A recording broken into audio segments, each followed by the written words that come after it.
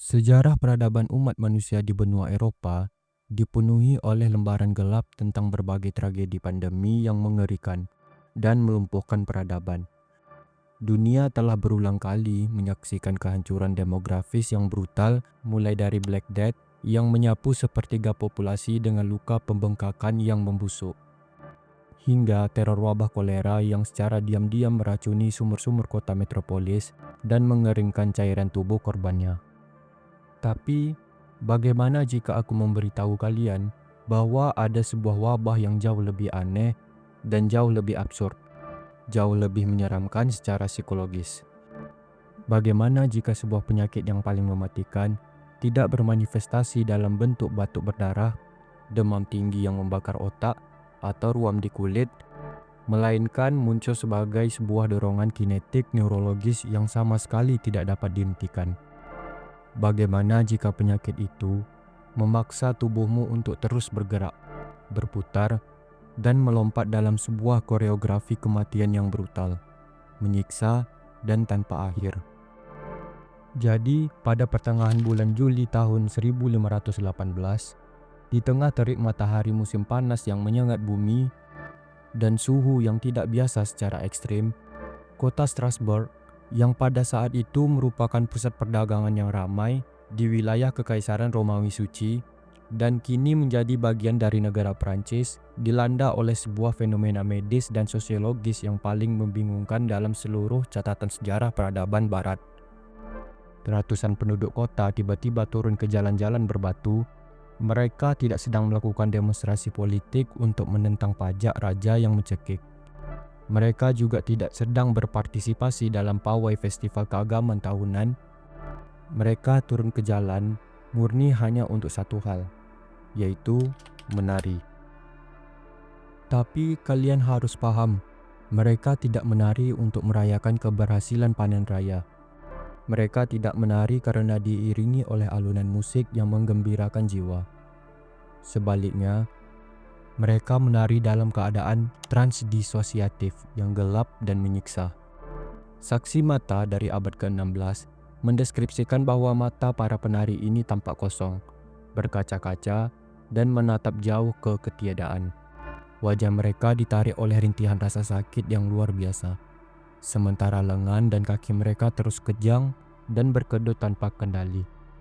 Darah segar merembes dari telapak kaki mereka yang robek dan membengkak parah, menembus sepatu bot kulit yang tebal serta terompah kayu, lalu membasahi jalanan yang berbatu dan sempit di seluruh penjuru kota Strasbourg. Pakaian mereka compang-camping dan basah kuyup oleh keringat yang menguap di udara panas. Namun, mereka tidak bisa berhenti. Sebuah kekuatan entitas yang tak kasat mata seolah telah meretas dan membajak sistem saraf pusat mereka. Fenomena mematikan yang mencengangkan ini dikenal dalam literatur historis Prancis sebagai epidemi dan santé de 1518, atau secara luas kita sebut sebagai wabah menari. Malam ini, siapin otak kalian, buang asumsi dan ego kuno kalian, karena kita akan terjun bebas ke dalam rabbit hole sejarah dan psikologi paling epik tentang misteri wabah menari 1518, saat ratusan orang menari hingga mati.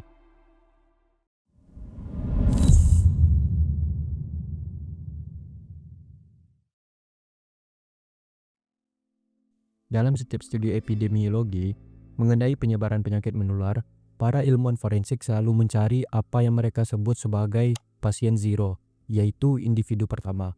Titik pusat absolut dari mana sebuah penularan meledak dan menginfeksi populasi yang lebih luas.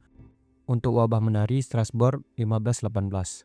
Krisis mematikan ini tidak dibawa oleh seekor tikus berpenyakit dari kapal dagang pelabuhan. Penyakit ini juga tidak ditularkan melalui batuk seorang prajurit bayaran dari medan perang asing. Tragedi ini bermula dari seorang wanita rumah tangga biasa yang sekedar melangkah keluar dari pintu depan rumahnya. Catatan sejarah yang dikumpulkan dari 6 kronik independen di era tersebut secara konsisten menunjuk pada satu nama spesifik sebagai sang pemicu awal, Frau Trovea. Semuanya dimulai pada tanggal 14 Juli 1518 di sebuah gang sempit tepat di luar rumahnya. Rutinitas harian Frau Tropea tiba-tiba direbut paksa oleh sebuah dorongan kinetik yang sepenuhnya berada di luar nalar.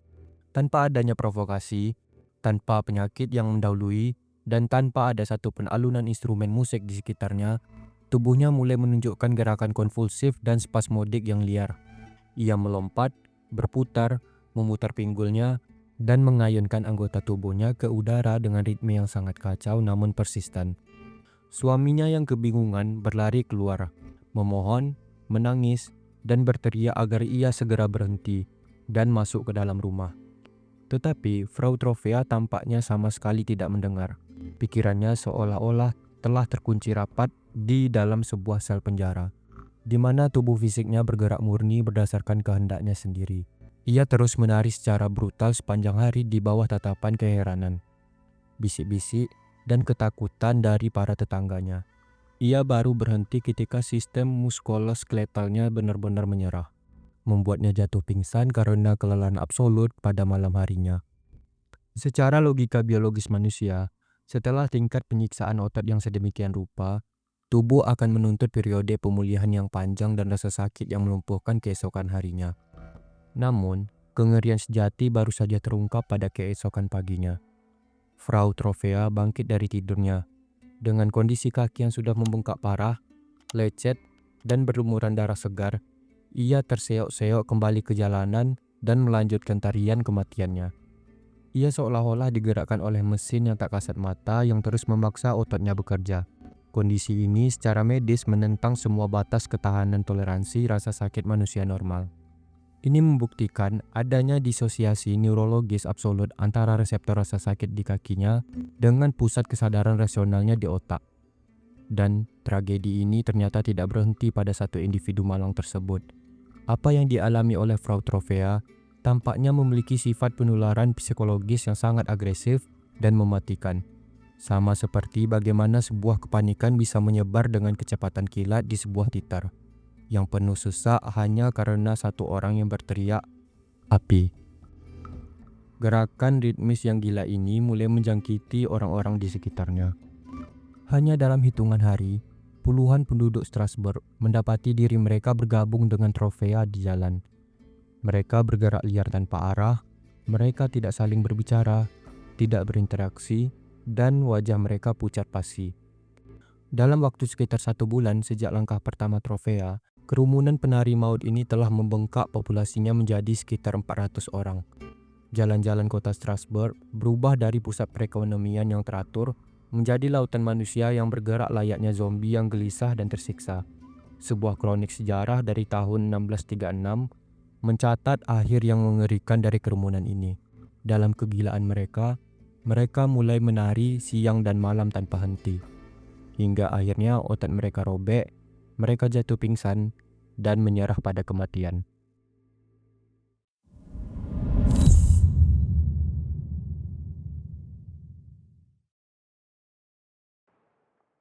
Ketika sebuah krisis kesehatan darurat berskala besar melanda suatu kota metropolitan di era modern, langkah pertama secara rasional diambil oleh otoritas kesehatan adalah karantina, isolasi, dan pembatasan interaksi sosial secara ketat.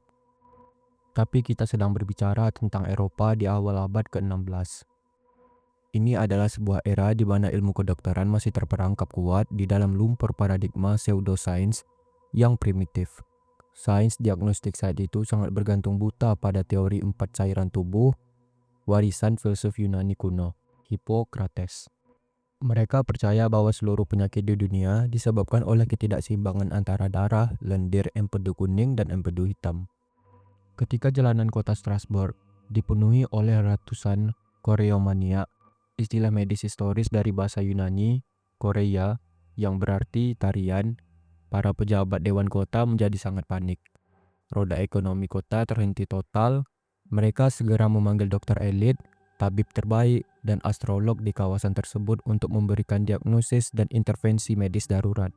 Dan diagnosis yang dikeluarkan oleh para konsorsium ahli medis ini terdengar sangat menggelikan dan komikal, sekaligus sangat fatal bagi sains modern.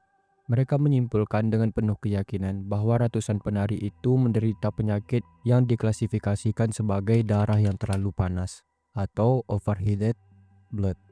Menurut patologi abad pertengahan, darah yang secara harfiah mendidih di dalam tubuh dan otak dapat menyebabkan distorsi yang memicu kegilaan motorik. Lalu, apa resep dokter yang disarankan oleh para sarjana terpelajar ini? Mengingat aktivitas fisik memicu keluarnya keringat, mereka merumuskan sebuah logika terbalik yang sangat mematikan. Mereka percaya bahwa darah yang kepanasan tersebut hanya bisa disembuhkan melalui terapi tarian yang terus dilanjutkan. Para dokter berhipotesis bahwa jika pasien dipaksa menari lebih keras, tubuh mereka akan mencapai titik batas kelelahan maksimal, membuang semua cairan darah yang mendidih itu melalui pori-pori keringat, dan akhirnya tubuh mereka akan mendingin hingga kembali waras. Maka alih-alih mengikat para penderita dengan lembut ke tempat tidur, memberi mereka air minum, atau membubarkan kerumunan untuk mengurangi kepanikan massa, Dewan Kota Strasbourg mengimplementasikan sebuah kebijakan yang secara harfiah menyiramkan bensin galonan ke dalam kobaran api histeria.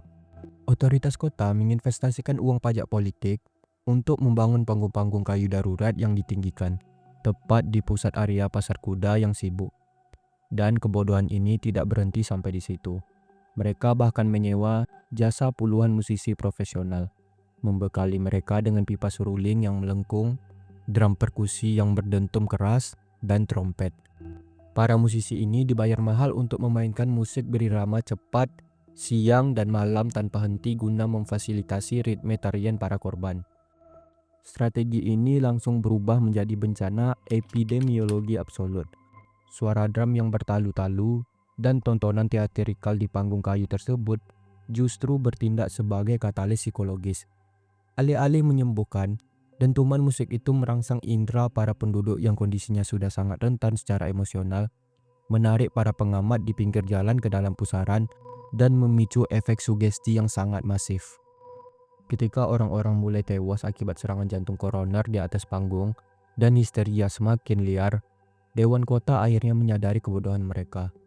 Mereka langsung melarang semua bentuk musik di ruang publik dan beralih pendekatan murni yang supranatural.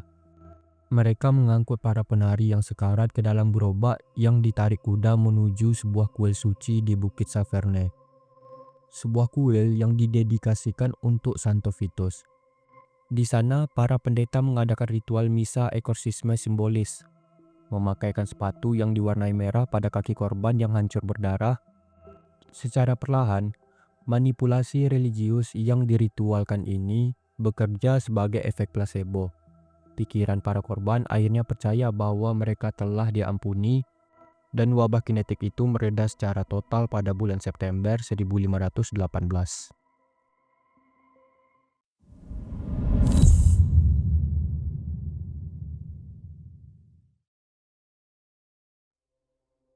Selama berabad-abad pasca kejadian, peristiwa tarian maut di Strasbourg hampir secara eksklusif dikaitkan dengan narasi intervensi mistis, entah itu diklasifikasikan sebagai manifestasi kerasukan iblis atau hukuman absolut dari surga. Namun ketika era kedokteran empiris modern tiba, para ilmuwan forensik, sejarawan medis, dan ahli toksikologi mulai muak dengan penjelasan tahayul tersebut. Mereka mulai berburu agen patogenik atau biologis rasional di balik kegilaan massal ini. Beberapa ahli pada awal abad ke-20 sempat menyarankan bahwa ini mungkin adalah sebuah wabah ensefalitis atau peradangan mematikan pada jaringan otak. Namun, seluruh penjelasan patologis ini dengan cepat runtuh ketika dihadapkan pada satu fakta anatomis yang krusial, durabilitas pergerakan. Penyakit saraf memang bisa menyebabkan kejang otot, tapi tidak ada satupun penyakit neurologis di dunia ini yang sanggup mengkoordinasikan gerakan tari yang teratur, ritmis, dan sinkron selama berhari-hari tanpa membuat korbannya koma di jam-jam pertama. Kemudian muncullah sebuah teori sains elegan yang dengan cepat meledak menjadi viral dan mendominasi buku teks sejarah sains modern tentang teori keracunan ergot atau ergotism. Ergot, yang secara taksonomi dikenal sebagai Claviceps purpurae, adalah sejenis jamur patogen beracun yang secara historis sering tumbuh subur merajalela di batang tanaman gandum yang lembab dan basah. Di abad pertengahan, gandum ini adalah bahan baku absolut untuk membuat roti bagi mayoritas populasi petani miskin di Eropa. Analisis biokimia modern menunjukkan bahwa jamur hitam ini mengandung gudang bahan kimia psikotropika alami dan alkaloid farmakologis tingkat tinggi. Bahkan struktur molekulnya merupakan prekursor langsung dari senyawa halusinogen modern yang kita kenal sebagai LSD. Teori ini berargumen dengan sangat persuasif. Warga kelas pekerja Strasbourg, tanpa menyadarinya, telah memakan roti gandum hasil panen yang terkontaminasi koloni jamur ini. Roti beracun ini memicu keracunan massal yang merusak otak, menyebabkan halusinasi visual yang maha dahsyat, delusi paranoia, dan kejang otot yang sangat menyakitkan. Sebuah penderitaan toksikologis yang di era abad pertengahan sering dijuluki sebagai api Santo Antonius.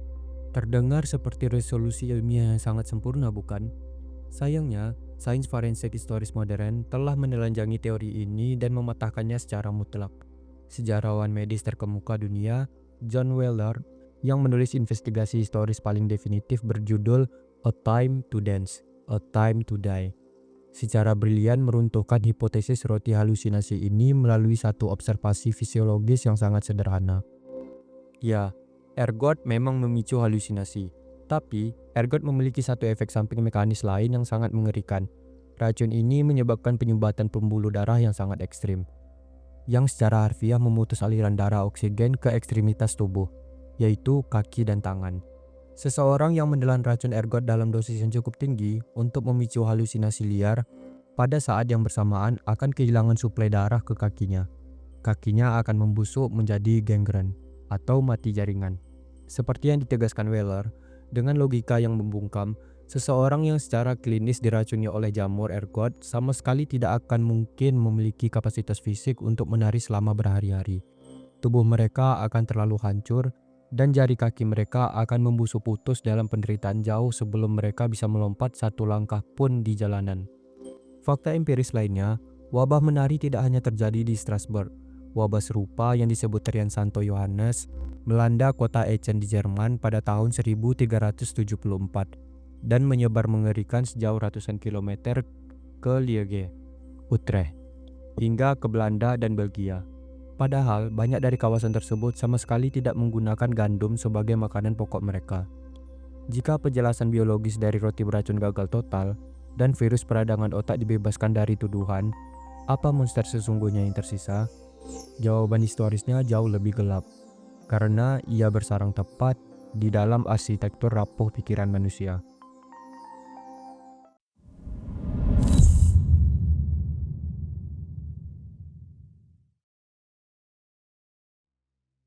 Ketika patologi medis gagal total menjelaskan wabah menari Strasbourg 1518, ilmu psikiatri dan sosiologi modern harus mengambil alih kemudi investigasi.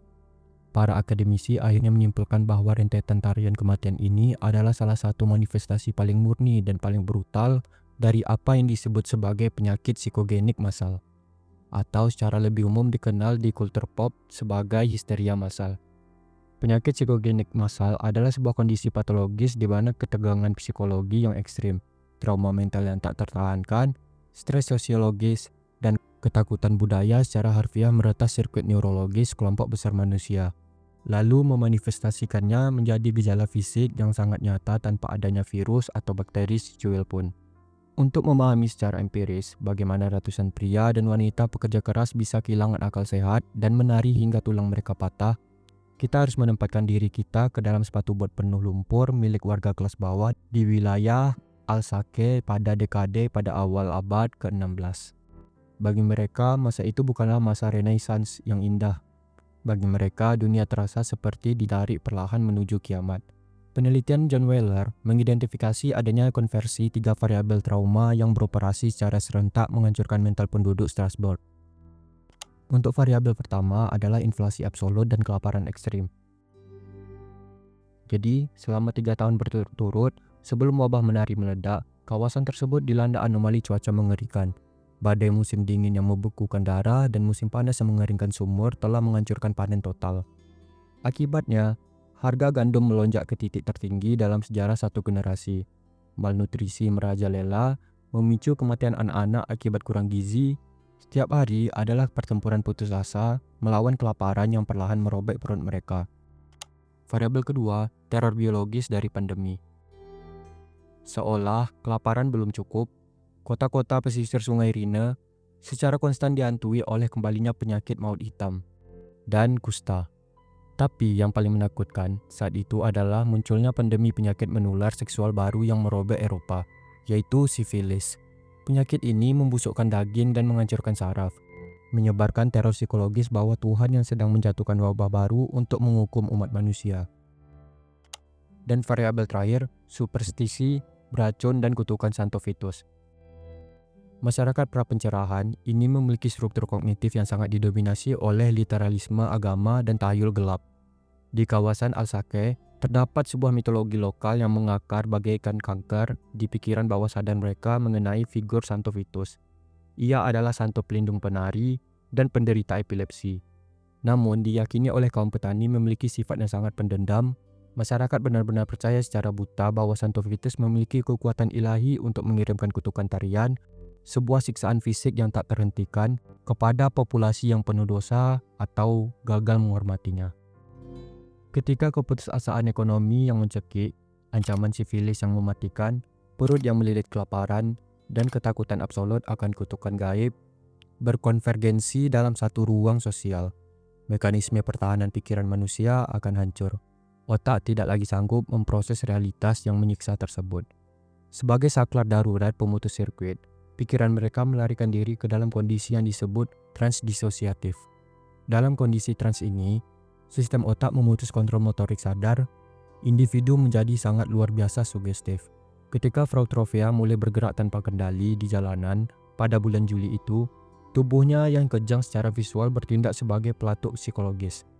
Otak para tetangganya yang melihat Trovea langsung menafsirkan pemandangan itu sebagai bukti definitif bahwa kutukan Santo Vitus itu benar-benar nyata dan telah turun menimpa mereka semua. Gelombang kepanikan ini menular dari neuron ke neuron, dari mata ke mata, tanpa perlu bakteri atau racun. Otak mereka yang telah remuk oleh depresi bertahun-tahun memerintahkan tubuh fisik mereka untuk mempresentasikan ketakutan teologis tersebut. Mereka tidak sedang berpura-pura menari. Pikiran analitis sadar mereka telah benar-benar terputus dari otak mereka. Trauma sosiologis itu meledak melalui gerakan kaki yang tak henti-hentinya.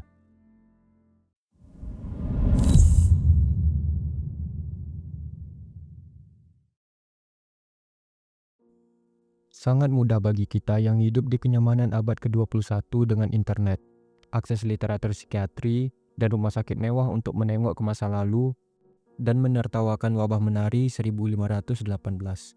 Mudah bagi kita mereduksi sejarah ini menjadi sekedar anekdot lucu tentang warga pedesaan Eropa yang bodoh, buta huruf, dan diperdaya oleh tahayul konyol. Dalam keangkuhan ilmiah kita sering merasa bahwa gelar sarjana dan teknologi smartphone akan melindungi otak kita dari histeria konyol semacam itu. Namun, sejarah psikologi evolusioner membunyikan alarm peringatan yang memekakkan telinga.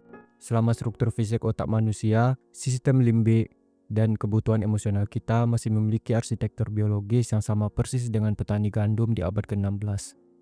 Spesies kita tidak akan pernah kebal terhadap penyakit psikogenik massal.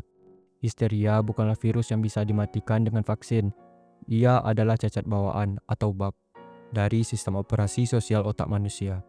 Penyakit ini terus hidup berdampingan dengan kita, bermutasi dan beradaptasi secara licik, menyesuaikan diri dengan apa yang paling kita takuti oleh suatu generasi. Perhatikan bagaimana ratusan anak sekolah perempuan di Kenya pada tahun 2023 tiba-tiba kehilangan kemampuan berjalan, mengalami kelumpuhan fungsional pada kedua kaki mereka, dan kejang tanpa adanya invasi virus di tubuh mereka. Secara neurologis, kasus modern ini memiliki akar arsitektur sosiologis yang sama persis dengan apa yang membantai penduduk Strasbourg pada 5 abad sebelumnya, baik itu di Eropa Renaissance maupun di dunia modern. Keberadaan lingkungan yang syarat dengan tekanan psikologis akut, ketakutan eksistensial, dan kelompok orang yang terkurung dalam suatu sistem tertutup, seperti asrama, pabrik, atau bahkan gelembung media sosial, adalah resep alkimia sempurna bagi meledaknya histeria motorik. Ketika pikiran merasa terjebak tanpa ada jalan keluar, otak akan memberontak dengan mematikan tubuh fisik secara paksa. Wabah menari Strasbourg dari musim panas 1518 bukanlah sekadar insiden medis yang sensasional. Peristiwa historis ini adalah sebuah monumen peringatan yang gelap tentang seberapa jauh batas kewarasan manusia dapat didorong mundur oleh akumulasi rasa sakit dan keputusan lingkungan. Tragedi ini membuktikan sebuah fakta ilmiah yang mengerikan, bahwa penindasan struktur ekonomi, kesenjangan sosial, dan keputusasaan untuk bertahan hidup tidak hanya menciptakan kemiskinan materi.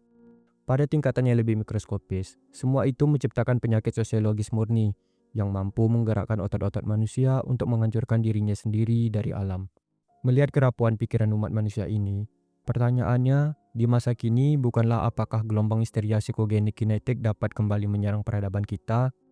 Pertanyaannya adalah, di tengah keputusasaan resesi ekonomi masa depan, gempuran kecerdasan buatan atau AI, dan ledakan kepanikan massal yang terus diamplifikasi oleh algoritma media sosial, apa bentuk tarian mematikan kontemporer berikutnya yang sedang direkayasa secara diam-diam oleh pikiran bawah sadar komunal kita? Aku tunggu opini gila kalian di kolom komentar. Jangan lupa like kalau materi ini bikin otak kalian capek. Ini sesi halusinasi, aku pamit mundur, sampai jumpa di dimensi yang lain.